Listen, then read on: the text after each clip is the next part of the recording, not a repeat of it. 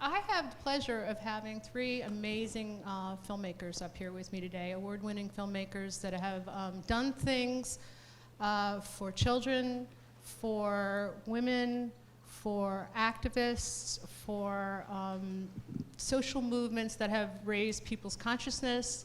They've gone out of their way to do this. They've put themselves on the line in dangerous situations, some of them, and it's just extraordinary to have them here today. So I really appreciate you being here.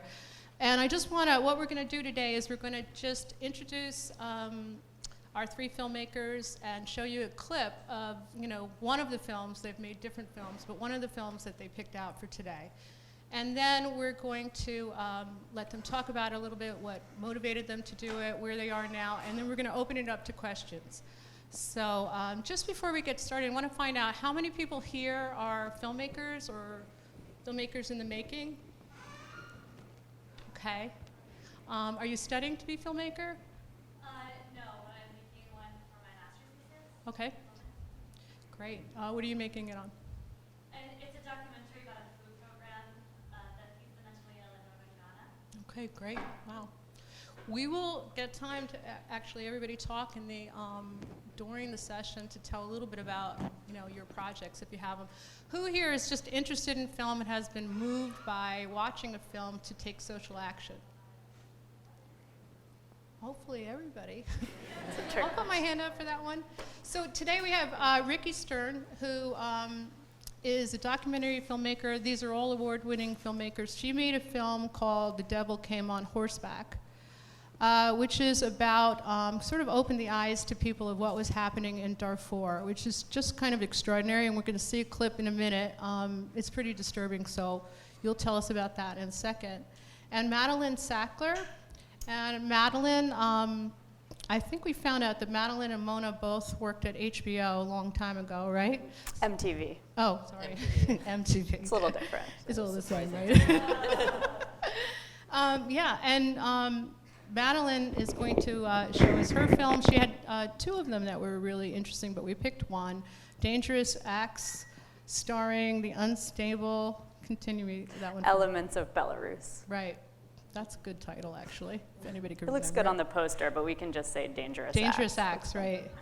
And Mona Eldaief, who created a film about solar energy, a woman named Rafea called Solar Mama in the desert in Jordan. And this is an extraordinary story as well of a woman who is completely illiterate by our terms, and she is taken to the Barefoot College and becomes a solar engineer, and we'll follow her story too. So thanks so much for being here. I love being here with you. We've had some really good conversations leading up to this day, and I'm excited that we're all women, and it just happened to be that way. So Ricki, tell me a little bit about The Devil Came on Horseback. I mean, it's a very disturbing story. And how did you get connected with that? And tell us a little bit about the background for it before we see the clip. Okay, well, I think what you're going to see is the sort of opening title sequence, and then you'll see a clip from the film with Brian and his sister Gretchen at a refugee camp in Chad. And how did I get involved? Well, let's see. I was working on a different film called The Trials of Daryl Hunt, and had been in film for many years. And I met Gretchen. Brian, the story is about Brian Steidel, who worked taking photographs, sort of documenting the crisis in Darfur for a group, and he was really just supposed to take photographs and document what was going on there. And through the process, he was a former US Marine. He found himself really stymied and feeling like he needed to be doing something. So I spoke to his sister when he was still in Darfur, and she said, oh, in the midst of talking to me about a different project that she wanted to do about an NGO that she was working with, she mentioned her brother having these photographs. So I said, well, if your brother ever comes back with these photographs of the genocide in Darfur, let me know.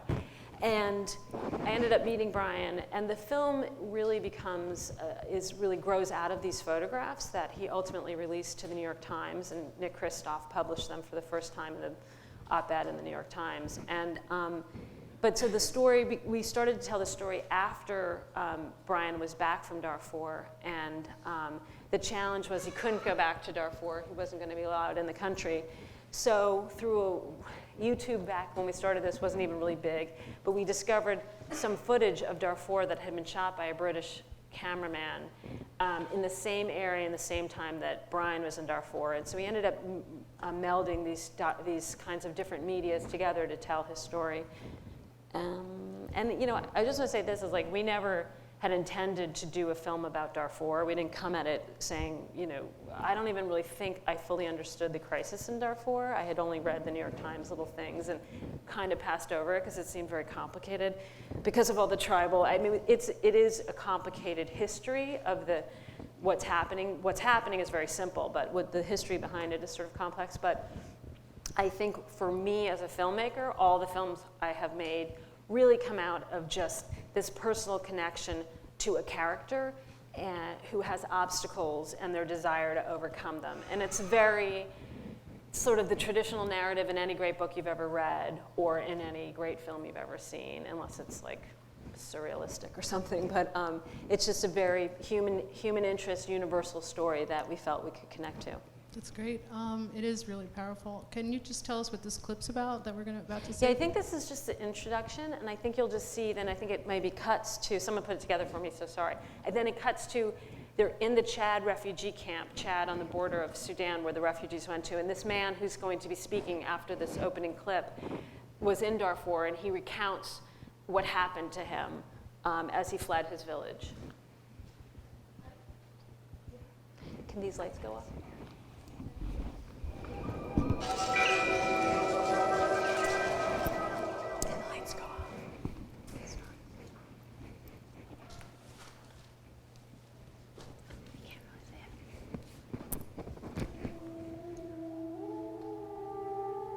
You can't really see it with the lights on. Oh, she is. Okay. Sorry. Just filmmaker.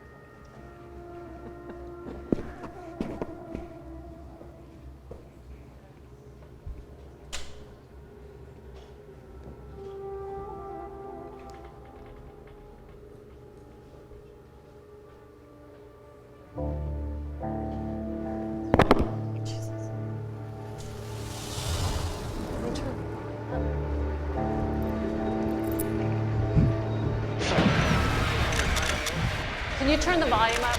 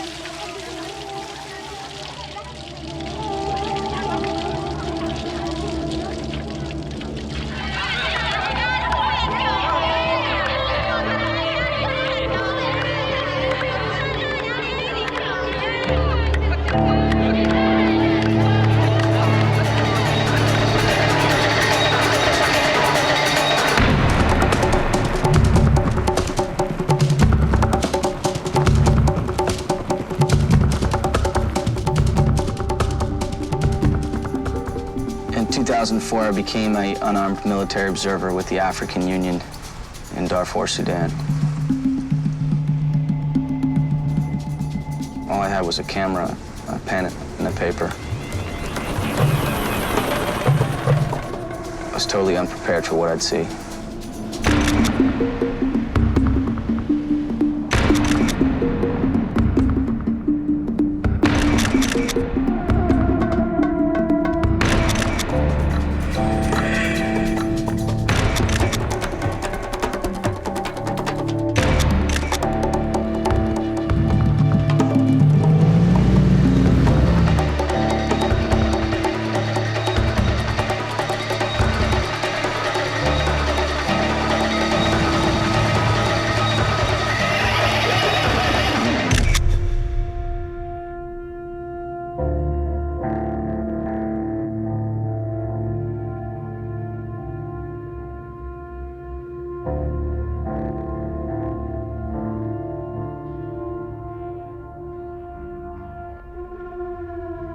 heard the noise of the antenna of Ayapampa hovering over our heads.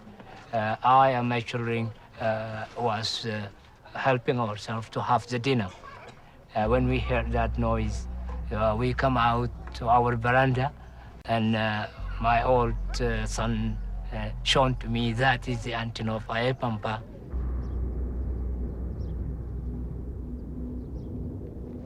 At the same time, we heard the pump or the rocket and scratch and roaring from the sky,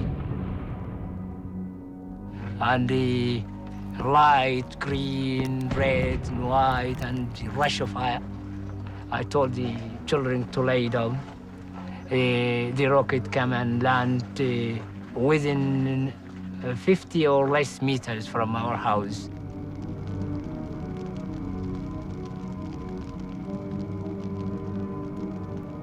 The dust was very, very tense, that we are not able to see each other. So in the early morning, before the antenna of Ayapampa comes again, at the dawn, we can flee to Chad. We want the international community to push on the government of Sudan to make peace with the Sudanese people. I want to send my warm and very great thanks to the government to the American people, because we receive many things from America, even the sacks, the food, the oil, medicine, many support we got from the American people. We pray for American people. Thank you. Shukran. Thank you. Shukran. We receive nothing from Arab world. We receive nothing from Islamic countries. You see our people are dependent on America and all the free world that you see. Everywhere you go, we receive nothing from Islamic. We are Muslim, you know. Where are Arab people here? We never seen Arabic wandering around here to ask what you need and how you live here. They hated us. They want us to hate others. This is our problem. Thank you. Thanks. Thank you. Thanks. Thanks for America. Shukran.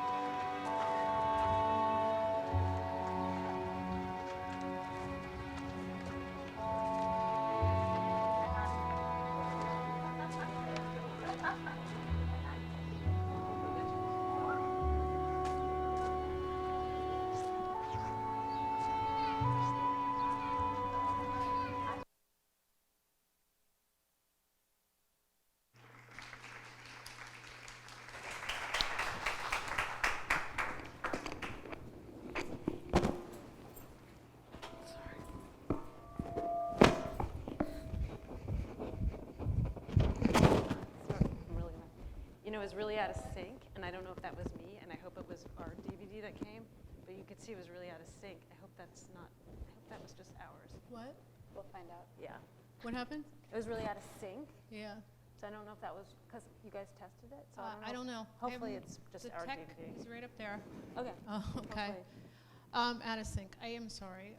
Did you guys hear that up in the tech booth? It might have been our thing that we delivered. I don't know. No. It was, I mean, I was so moved by the film, I didn't even notice. So was everybody? I mean, that is unbelievable. I feel like I'm like emotional now. I can barely talk. So I don't know if it was out of sync or not. Maybe I am. I'm not sure. What an incredible film.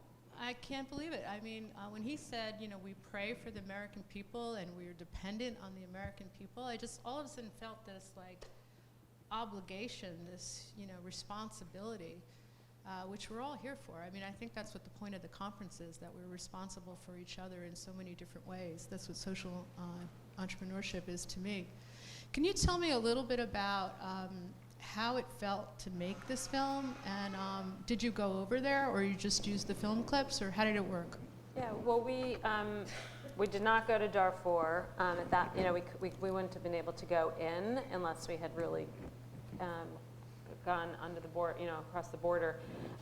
So we really relied heavily on his photographs, which you see sort of in the beginning, and then the shoot in Chad, which we sort of melded, and then the footage, like of the Janjaweed on the horse. There's a little bit, BBC had covered it a little bit. The US really didn't cover Darfur at all. There was very little coverage of Darfur, but the BBC covered it a little bit more. So it was really just combining all those things, and then he does go back.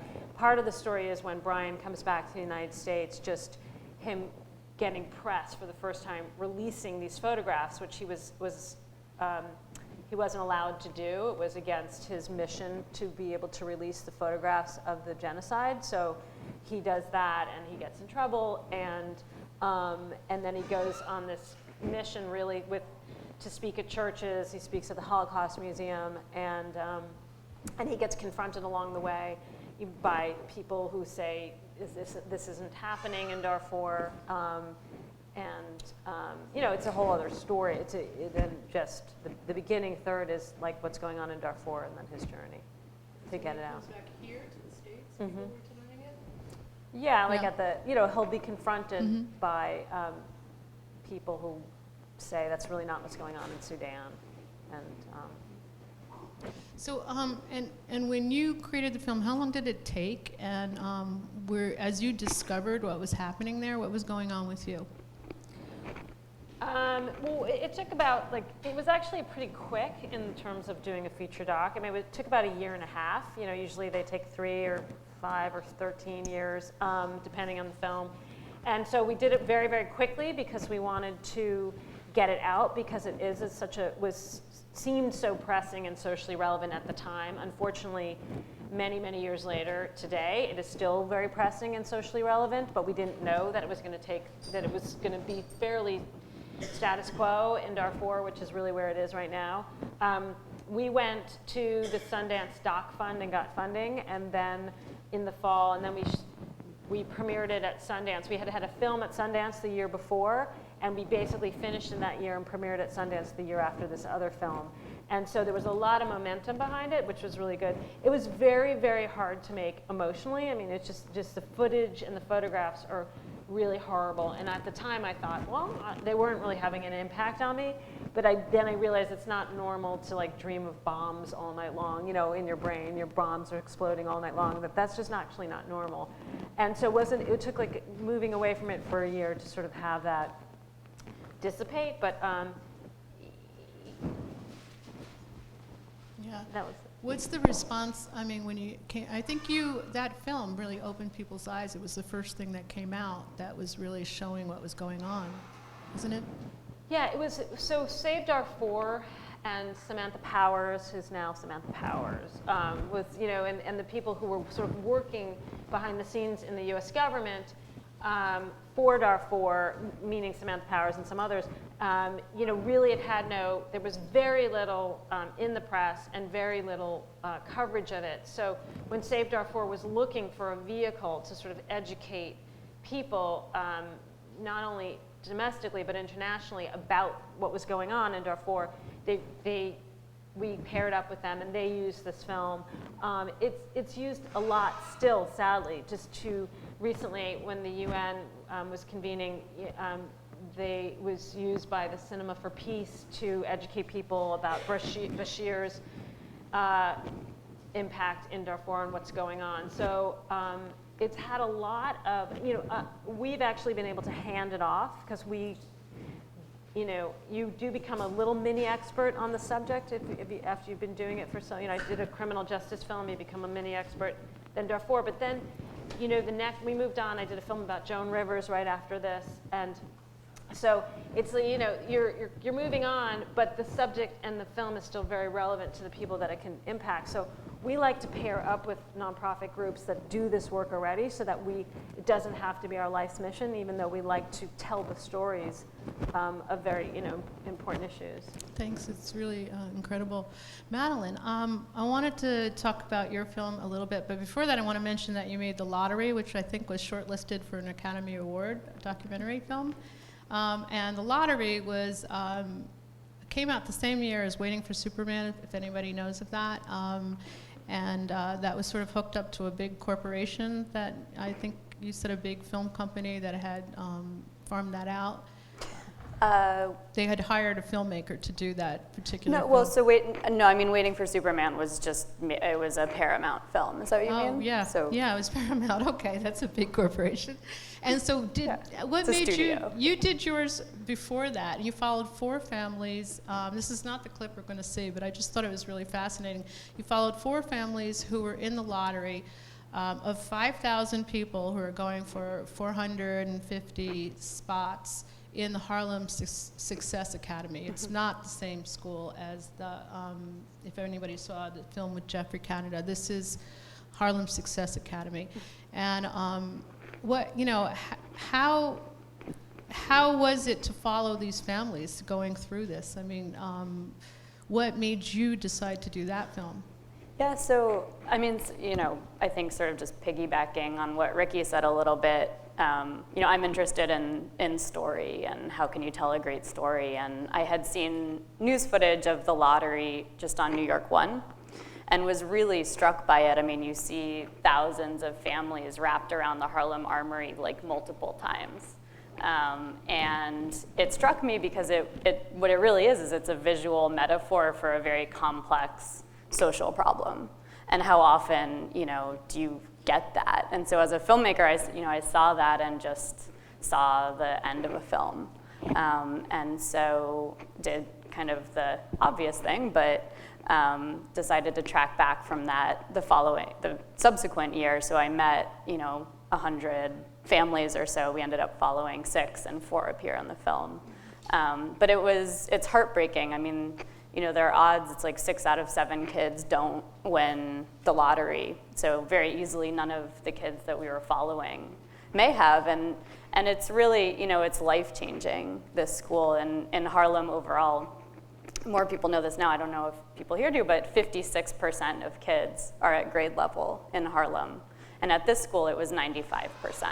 So this is the difference of, being illiterate in 4th grade, basically, or, being on the path to college. And the sort of misconception is that low-income parents who haven't gone to college don't care. And I just don't think that that's true. And to me, this was evidence of that. It's interesting that you called it a visual metaphor to solve a complex problem or for a complex problem. That's filmmaking, that's documentary filmmaking, I think in one sentence. So your next film, I just want to talk about, you're working on something else now, but I want to talk about the film that you're releasing. I think it's coming out in 2014, and it's called Dangerous Acts, starring That's Unstable. Go ahead. Dangerous Acts, that's fine. Dangerous Acts. Can you tell us a little bit about that and what made you do that film? Sure. Following the lottery.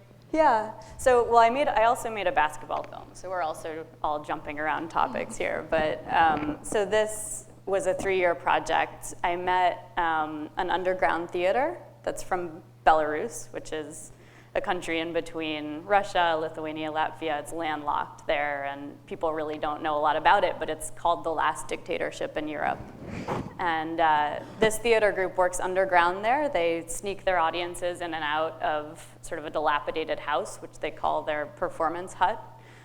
They've torn down the walls with, hammers and painted the floor black to feel like a stage, and people sit on each other's laps and crouch in there and hear stories which are really just real stories about life in Belarus. So one actor will tell the story of his son who committed suicide.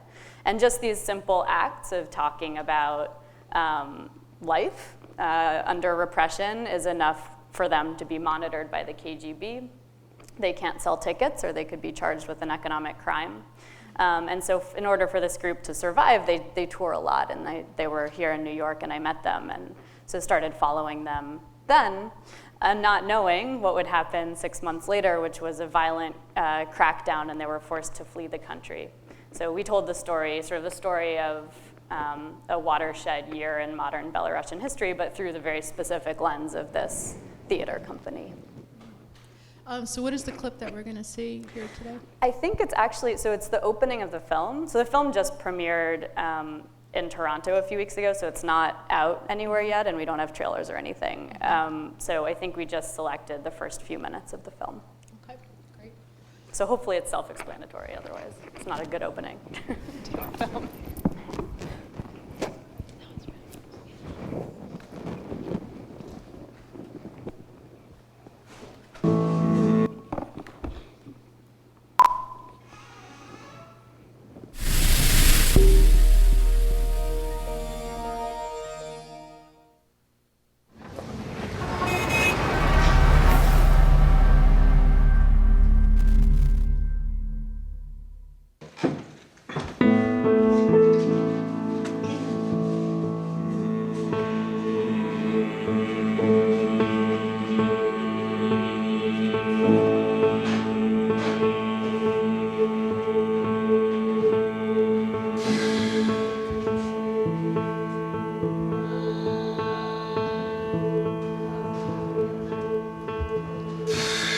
В диктатуре жить не тяжело. В диктатуре жить очень легко.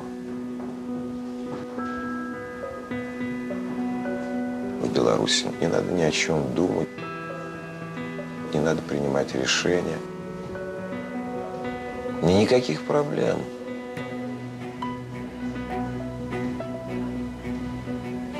Year 2011 was turning point. That year we lost our home. В 2011 году я стал политическим беженцем. Разорвало нас это государство. Мы долго скитались. Even when none of us knew what would be happening next, it was possible to make art out of an absolutely horrible year.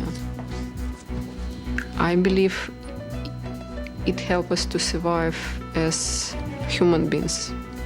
Все, готовы, нет?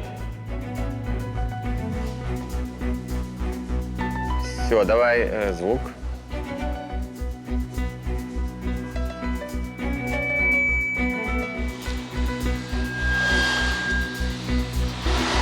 Президент Республики Беларусь.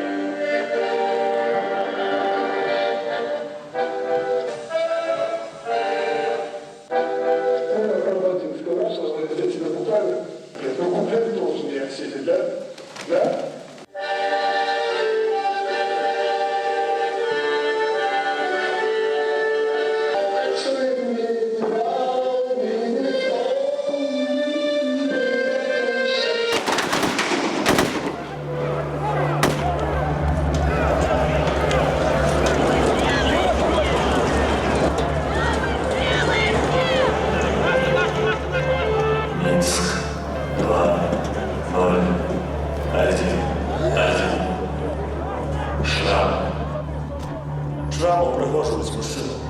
Многие дружины лишь это сексуально. В этих отношениях Минск пригожий и вельми сексуальный. Новый 2011 год, який почався у Мінську не перший раз студень, як во всім світі, а на 13 днів раніше, 19 снежня 2010 года на площади, из-за разгону мирной акции протесту супротив фальсификации выников президентских выборов, содрал с города внешнюю оболочку штуденности и асексуальности, оголившую все его бело-червоно-зеленые штрафы и зарубины. Welcome to Minsk! Самый сексуальный город в свете!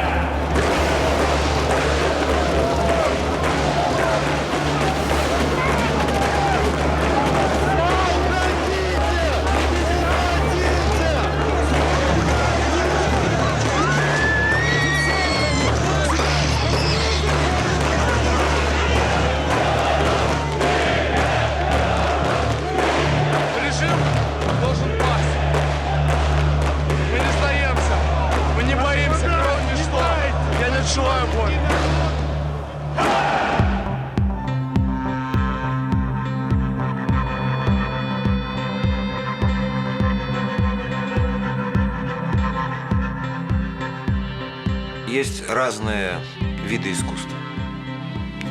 Кинематограф, живопись, литература, музыка. Их можно сохранять в режимные времена. Они могут говорить правду, но она будет услышана чуть позже, когда для этой правды откроются рамки.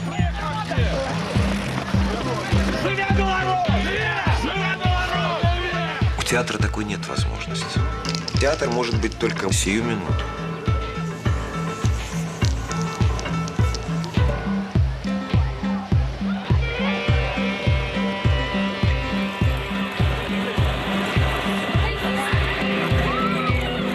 Если ты хочешь говорить правду, это надо, несмотря ни на что, делать здесь и сейчас.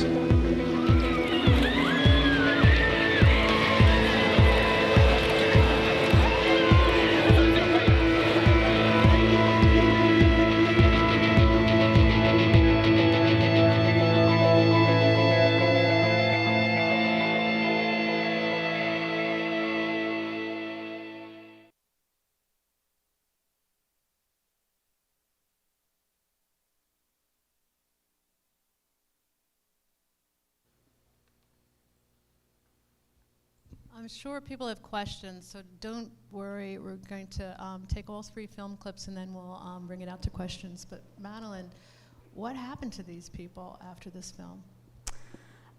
So the story of the film sort of reveals that, but essentially we followed them throughout 2011. Half of them were never able to return home. So the film sort of chronicles what life, setting up life in exile and being separated from family and friends and your home. And half of them returned back to Belarus where the situation worsened. So we worked, we had a lot of citizen journalists providing footage, and we had an underground camera person there, and we were smuggling footage out throughout the year. And then eventually they all met up and created a new play, which is what you see them rehearsing in the very beginning. But they, unfortunately, the situation hasn't changed, so that continues to be the case.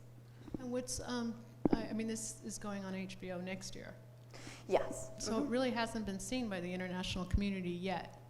No, you guys are the second audience to see a little clip of the film, so it's very new. Yeah. Wow. And so, what do you hope it will do for them?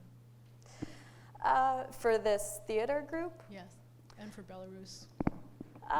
That's a good question. It's something that we're talking about a lot now. This is a situation that for it really to be resolved requires a real democratic election. And unfortunately, that doesn't seem like it's the next thing that's going to happen. So we're talking to a lot of NGOs and nonprofits who do work in this space to think about what the thing could be that we ask for people from this. What I'd like to do is try to help connect people to underground journalists and artists that are working around the world under repressive regimes. In my mind, that's a real point of leverage, because those are the people that are creating content and providing an alternate point of view to the status quo. And in Belarus, it's all state-controlled media. These are really, this group is, it's terrifying to think about it, but they're one of very, very few voices aside from the government. And you can think about how, damaging that would be. And so, I think if we can help attract attention to artists and journalists, that would be great. Yeah, and the comment that he made about, or the woman made about art, really is the thing that kept us alive as human beings. So this is so powerful. Thank you, that was great. I want to go to Mona Eldaief now to talk about your film, because make sure we have a lot of time for questions as well. Mona, you created a film called Rafea, Solar Mama, about this incredible woman, Rafea, in a tribal village in Jordan, in the desert. What brought you there? What started this process, and how did it come about? Okay, Rafea, actually, the main character in the film, was a bit of an accident. My partner and I, we had met Bunker Roy, and Bunker Roy was an awardee of the School Foundation and Sundance Documentary Film Institute. And together they have something called Stories of Change, where they highlight endeavors by amazing social entrepreneurs all over the planet. Now, the trick that they try to enforce in telling the social entrepreneurs how to visually storytell and promote their NGOs is partnering them with documentary filmmakers. And once again, to mirror what you said, and the most powerful tool is to find the human story and a character that you connect with going through a certain transformational point in their life. Originally, when we went to the Barefoot College, we were going to follow 4 women from 4 villages across the world, from different countries, and see their transformation. But what happened is the main character, you're about to see the trailer of the film, was so strong, and her story happened in a cinema verite style as opposed to women sitting down and talking about the trials and tribulations that they face back home. And for those of you who don't know, I know you've spoken briefly about it. Bunker Roy established the Barefoot College in rural India in 1972, and it basically teaches, his ideology is to teach rural, illiterate grandmothers from villages off the electrical grid to be solar engineers within 6 months, and they go back, transform to their village, and solar power their village, and therefore train other women, and this creates some sort of sustainable income for them and expands the power of women in their village, and it seems to have worked. And I will talk further after the trailer about how the film was used. Okay, anything that you need to set this up with? Or? It's just the film trailer. It's about 2 minutes. Okay, great.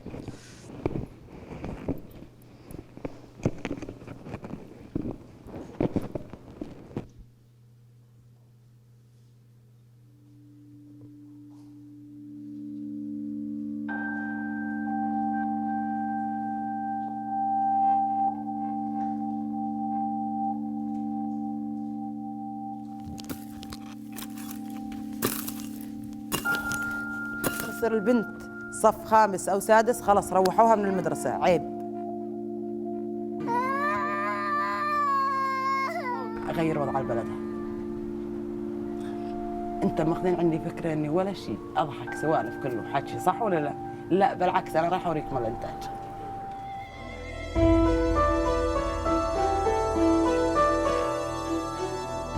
Can we start by someone getting up who is 40 years old and a grandmother? They've never been to school? No.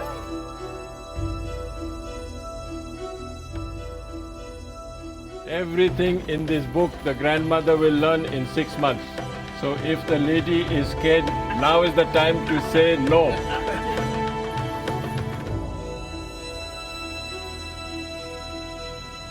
مدير البرنامج في الهند. إذا في واحدة ثانية فقلت في واحدة قاعدة. Can we ask all the men here, if she agrees, will they agree to let her go? أنا خلاص ودي أعيش حياتي أنا لحالي. أقسم بآيات الله رايحة للهند. بكرة تبين من هو اللي يروح ومن هو اللي يروح. تروح ودي تيتم البنات كلها. يعني لونه 5 متر ما اريد تطلع. Knows nothing about solar, nothing about electronics, nothing about mathematics. What is she scared of? Is she scared that she might fail? There are going to be 30 women like her who does not know how to read and write. احنا اصحاب اصدقاء. انا انسان احيانا يقول انا متعود على الحياه مش حياتي. ضل يفكر Video village and become engineer. Garcia Niclo!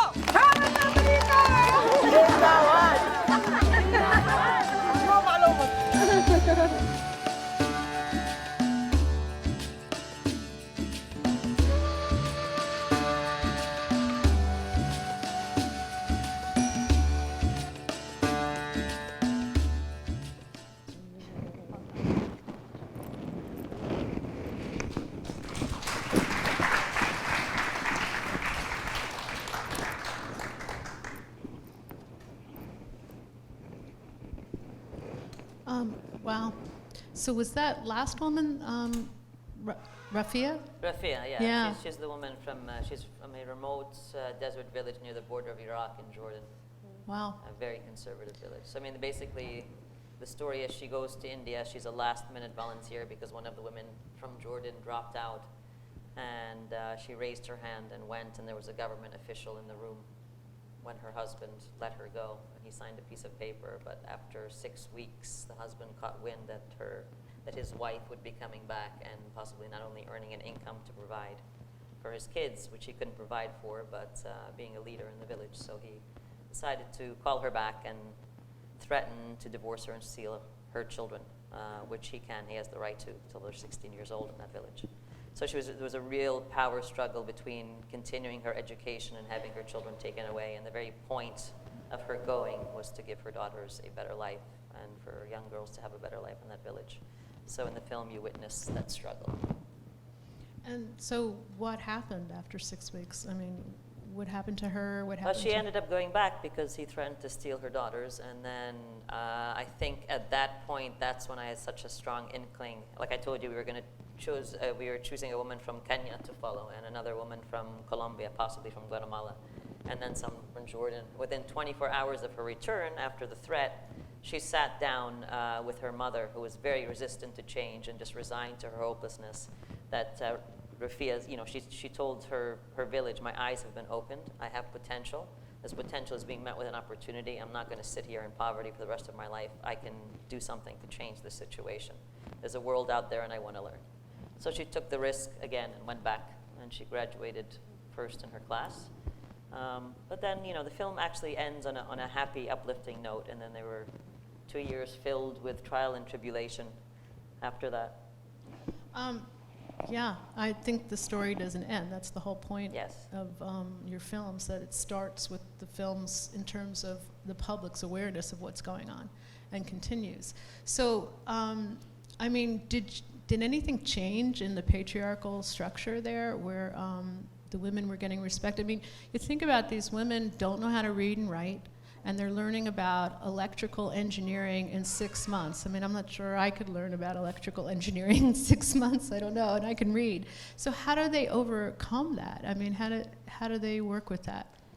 You mean in India? The dynamic is incredible because they have about 27 women per class, and they're from all over the world, and they don't speak each other's language, and the teachers speak in very broken English and a bit of Hindi. And with the little language that they teach them, they pick up all the equipment they say in English, and it's all learned basically by repetition, and color coding and practice. So, Rafea, the main character in the film, she was smart as a whip, and she was always ready to be finished screaming, teacher, finish, finish. But it wasn't until the last woman out of those 27 could put together a circuit board backwards and forwards without even looking that the class moved on to the next. So it was repetition and learning through color coding and a bit of sign language. And the thing that bonded them the most is they had all left their villages for the first time. They were going to a foreign land.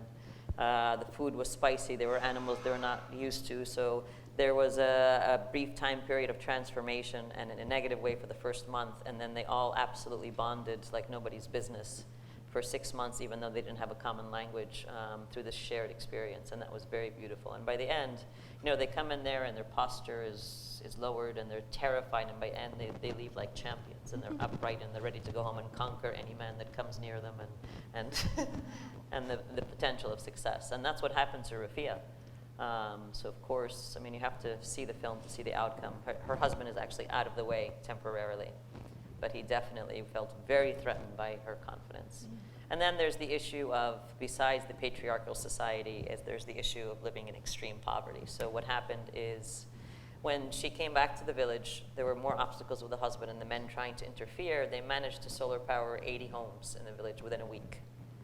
But the sustainability model in the Barefoot College is that each house, instead of paying an electric bill of 40 dinar a month, they give the women or cooperative 5 dinar a month. So this handles repair and maintenance, and the women get a salary, and then they can train more women and so on.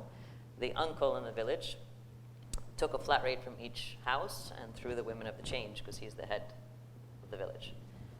So There were 2 years of a very bumpy road, but what we managed to do was use the film in Jordan to show it to a wide audience, and the press got hold that there was no funding for the project, and they were having problems, and they were so inspired by these women that 2 years later, UN Women is now working with them. The Hashemite Kingdom Fund is giving them money, and after 2 years of extreme struggle, the film has managed to make a change. So that's great on the ground. Amazing. Wow. Thank you. I think I want to open it up to some questions. Put your hand up if you have a question, and let's start with Ricki. Does anybody have a question for Ricki? For anyone. For the devil on horseback? It's okay.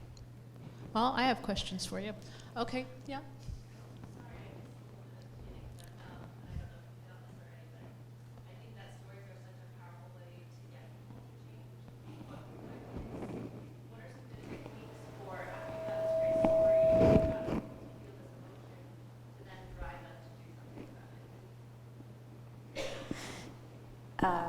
I could talk about that for a second. So, did everybody hear the question?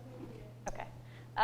So, it's a really good question, and it's really, really hard to answer, especially because it's so dependent on the topic of the film. The question was what? Can you repeat it? Because I don't think It was how do you elicit real action as a result of a film? And I think, it's something we struggled with a lot with the lottery, especially because education is a state-based issue. And so, although there are obvious things that would help improve a school, what's something that a viewer could do after seeing the film? And I think like the best answer that I have for that is that it's so important just to think really hard about what's the problem that you're looking to solve. And sometimes there are many problems. And so really drilling down into what's the real, I said point of leverage before about like journalists, because I've been thinking about it a lot now for this film, but like what's the real point of leverage for the problem that you're looking to solve, and just like drilling into that. Because it's very easy, I think, to say like, join a Facebook page and also visit our website and also join the newsletter and share the trailer and all these things. And I think that's the most important thing, is just like coming up with like a real ask. So it's not a very satisfying thing, but it does change for each project. But I think that's important. At the same time, the way I sort of look at a film is that it's kind of like a pyramid of impressions, and to use like an advertising term, but so the bottom of the pyramid, I think, is the film. Or you would hope that the film is the strongest impression. If somebody sees the film, they'll have the best information at the end of it. They'll feel the most connected and emotional. But then there's also the reviews of the film, and there's also the trailer, which hopefully gets shared around, the news articles, whatever interviews and things that you can do. And so if all of that messaging, is on point, I think it can be really powerful just in terms of building like a broad base of awareness, which, sometimes I think is really all that we can do with these things. We were talking, actually, Ricki, we had I a think. conversation. Go ahead, Ricki. No, go ahead. I was going to mention what you had said to me, and Mona had said this as well, and I'm sure this is your experience too, Madeleine. But Ricki and Mona had been making films since the 90s, like for 20 years. And Ricki had a comment to me about the struggle it was to get funding for films, and has the constant ask. And we had talked about that too, how to get things going. It takes a special kind of filmmaker to do this, special kind of person. So what would you say has been your greatest challenge, and how do you meet that challenge? The greatest challenge? Making a film. For fundraising? To create a film, where do you get the funding from, and how do you get it, and what's the process? Again, it goes back to the subject of the film. And it sort of goes to your question as well. Sometimes I think I go back to, you have to start with a great story. And what is it about the story, whether I did a film about a man who spent 20 years in prison for a crime he didn't commit, it was a wrongful conviction case, but there was race issues in it, There was the death penalty in it. There's all different, things that the film can inform people about and therefore help spur change. The Darfur one is a little bit clearer, but some of the change that came out of it, I'm coming around to answering that question in a roundabout way, but some of the change that came out of it, people said, write to your congressman. If you're not supporting the Save Darfur efforts or efforts to have a no-fly zone, write to your state representative. So there's different ways in which the films can be used to make change, but I think it really comes from the story first. What is this story telling? What are we learning from it? And so in terms of raising funds, it's across the board. I mean, it's never easy. I've done films for HBO. I worked for HBO for 6 years. I've had them buy films. I feel like we have a Stories for Change doc with Skoll. You just have to make connections. I mean, I think for an entrepreneurial group, it's really about making a connection, having a strong message in many ways about what it is you want to do. So if it's your film or a project you want to do, making sure you really are able to talk about it fluently and in 2 sentences. This is what it is. This is what it can do. And I think, in the documentary, there's like very concrete things, and they have an online site where you can see which foundation grants are up every month and apply to them. But I think, and everyone will probably say, the money doesn't come. It's very rare that a place like HBO or whatever just goes, oh, that's a great idea. Let me give you $500,000, $1 million. It doesn't usually happen that way. They'll give you maybe a little development grant, but oftentimes you have to pair a lot of funds together in order to make your film, and then hopefully you can get someone to buy it. Yeah, so that's what we do. Mona, you were talking to me about, I think you mentioned to all of us that you had become rather close with Rafea. She became like a champion, a hero to you. Where is she now, and how? I never heard of her before this, and it's been out for a couple of years. So, I feel obviously you did your job. So, not only how can we help it, but what has been going on? How have you been raising awareness for this since you did the film, and where's it going now? The film has had a very wide reach across the world. I mean, that's the contradiction I feel as a filmmaker. I made this film obviously. Once I went to the Barefoot College, I believed in this concept. Once I saw the transformation, and most of all, I cared about her and her family and every woman in the world like her that was stuck in a situation where they're born into a really rotten lot in life, but they had such potential to change it. And once they get wind that their situation is not logical, it doesn't have to be that way, they can change. So I was so extremely devoted to her, and I know as a documentary filmmaker and as a journalist, you are supposed to keep your distance. You're supposed to have a certain objectivity. You want to go on and move on. But because she was in such a conservative situation and she opened her life and trusted me, I felt like she was also trusting me to help her change that situation. So I did as much as I physically could. And like I said, the film did air in 82 countries around the world. We were part of a series called Why Poverty, which was 8 different films on poverty. We were part of the Skoll Sundance Stories of Change. We aired on PBS here, BBC, you name it. So the film had a very wide-reaching life, but I found after a year, she was still suffering like crazy and she couldn't feed her children, but it's my responsibility because I'm the only face she knows from the industry. So, we managed to have a small fundraiser, and we raised enough money so she could, what we call the bridge to empowerment, so she could actually physically feed her children until the project gets up and running. And from the film was shown in the village, and I was very afraid that so one of the neighbors or the naysayers would say, how could you go to India with your veil off? How could you do this? And she would get into actually physical danger. The exact opposite happened.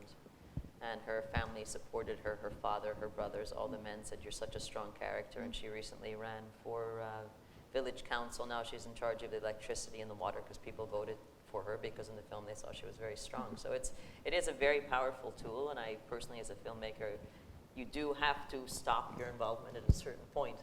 But I find no boundaries in something like this because it has changed her life, and she will affect many more people because she established that trust. Not only her life, but I mean, you just broke a system that's been in place for like Yeah, well, 3,000 we'll see. years, Reality right? is reality, Yeah. so for now, it's moving forward. It's a definite Yeah. breaking through a wall, for sure.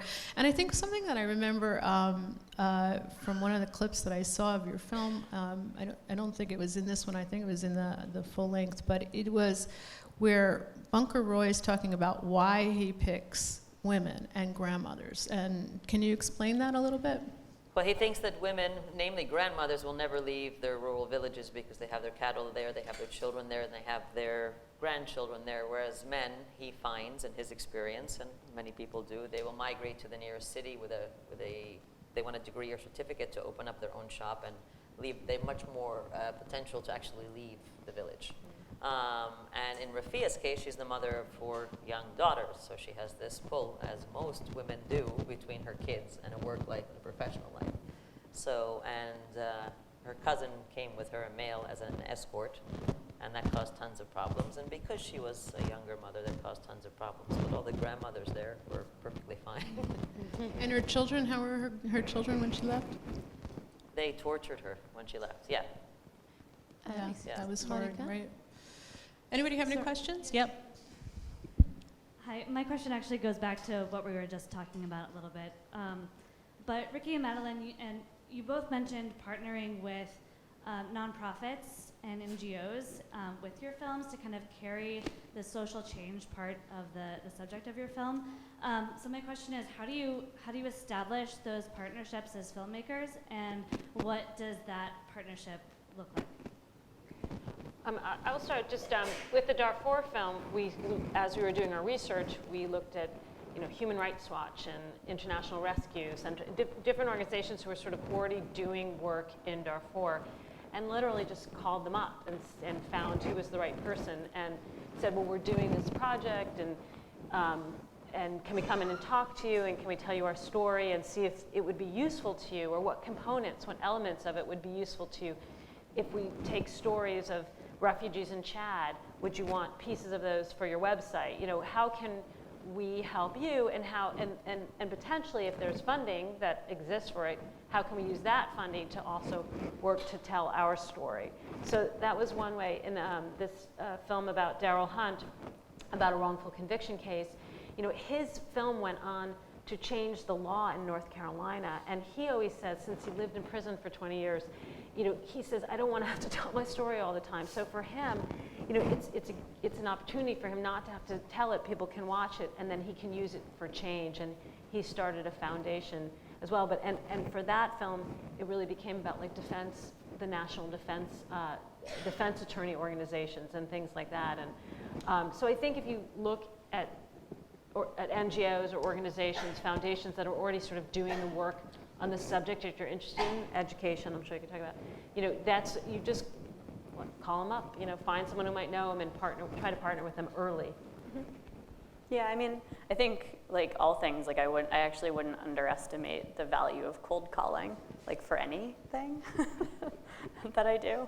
But yeah, I mean, it is really just developing a relationship over time and trying to think creatively about how to help them solve their problems. I mean, ultimately this should be a tool for them, so they should want it. At the same time, I'm sort of constantly surprised by how they might not see that like at first. It's like you could reach a huge audience. Like what would you want to tell them, with a story like this? So sometimes you have to like help coax it out a little bit like with them, and then it sort of develops over time that way.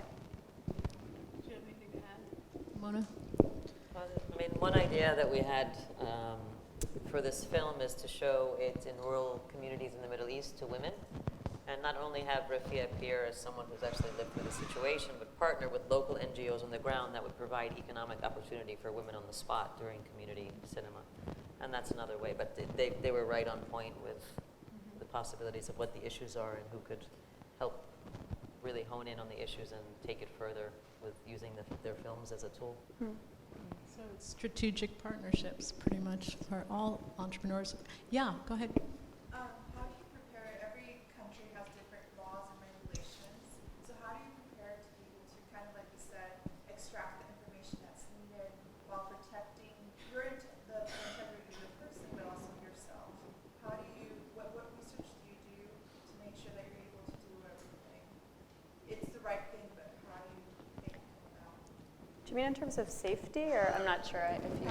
Did everybody hear that question? So if it's against the law in that country to speak publicly, like how do you overcome those barriers of government or laws that might not allow freedom of expression like we enjoy in the United States? Well, I mean, in the specific case of this film, and you probably had a different, maybe a similar experience in Darfur, but you know, so we were very concerned about everyone's safety, and so very early on, you know, we did a lot of research and found out that, you know, Americans had been turned around at the border for going to visit this group and things like that, and so we didn't want to sort of put a flag, you know, around the fact that we were making this film. And so we found a woman with state accreditation to have a camera. And technology is so amazing now, we could just work with her over Skype.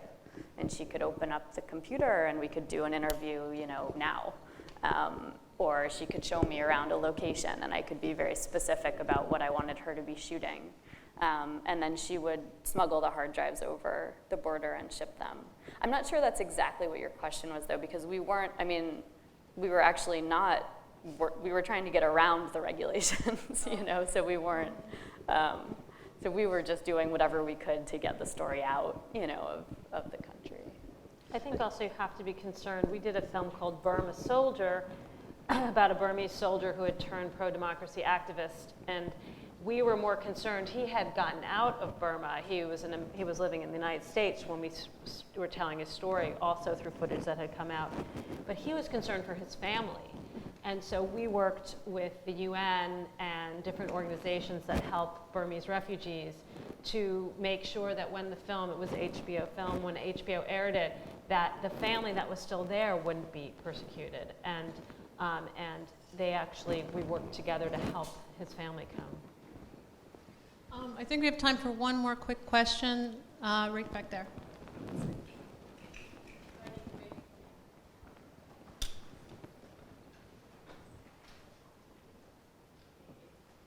This is for all three of you. What are the projects that you're looking at right now, and what's exciting you guys? Right now, I'm still looking for funding to do the community outreach programs with Rafea, partnering with local NGOs on the ground, and that's a very exciting prospect. Take it further. Well, I have sort of the release of this film, which is like making a film. It's like half the film. It's after the baby is born. Yeah, You have to take care of the baby. Feed it, water it. You don't water babies.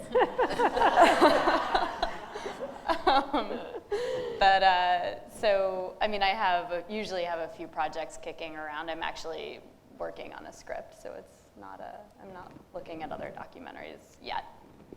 I have to recover. It's a recovery period.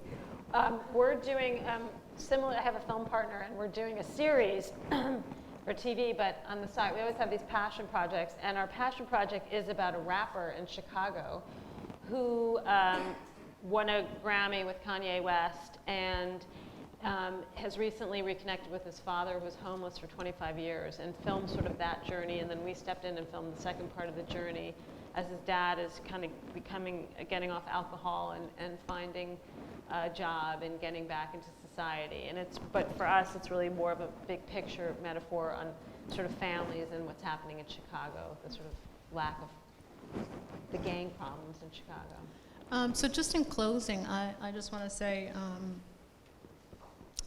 first of all, thank you. It's amazing to sit here with all of you and really be inspired.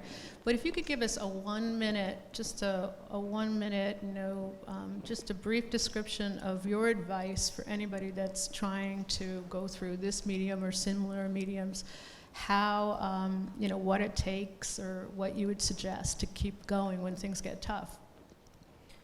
Well, I think it's the general consensus, again, when it's character-driven film to put forward an issue.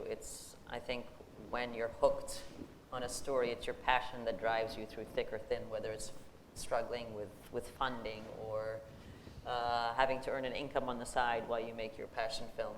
I think it is that definite passion within you that a story has to be told once you've tasted the potential that it can have. I mean, something I've been thinking about a lot is, I would say just make sure that the form fits the function. and the function fits the form. So it's very tempting, I think, to say, oh, I'm going to make a feature-length film about healthcare, you know, or whatever, fill in the blank.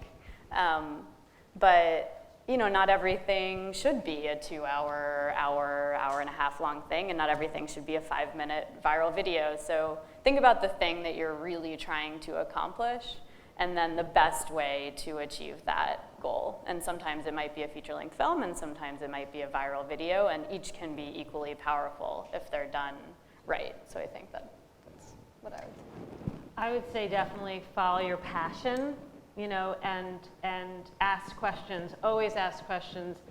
Don't be afraid to ask questions. But when the naysayers have comments, don't listen to the naysayers. You know, you're going to get so many opinions on everything if you ask those questions. But then you have to filter, because it's at the end, when you make a film, you get a lot of comments, and I'm always like, I don't care what they said. I like this scene, you know, or whatever it is in your business and whatever you venture. But I'm really a fan of, like, ask the questions, but have the self-confidence to block out what you disagree with. Thank you, Ricki Stern and Madeleine Sackler and Mona Eldaief. I have been thrilled. It's been an honor to speak with you. It's our pleasure. And thank them, everyone. We wish you the best of luck. Thanks for having me.